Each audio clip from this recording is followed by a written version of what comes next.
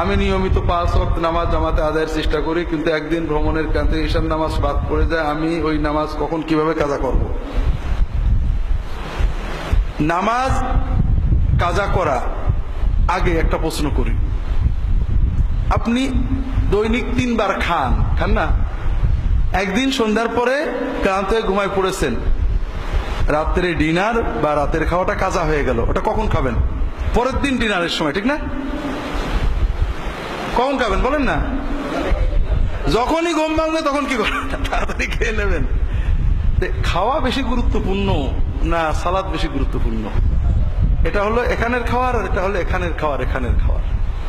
কাজেই ইমানের দাবি হলো খাওয়া কাজা হবে না যে কোনো ভাবে। আল্লাহ সব তাইসির দিয়েছেন।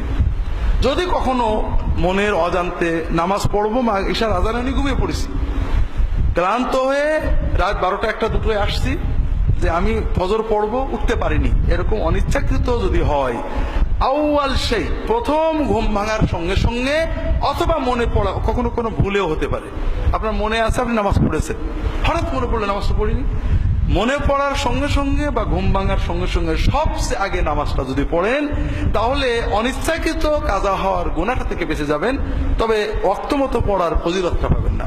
আর যদি মনে হওয়ার পরেও দেরি করেন অথবা উঠার পরও দেরি করেন, তাহলে আরো বড় ভয়ানক গুনাহ আপনার আমলনামায় যাবে।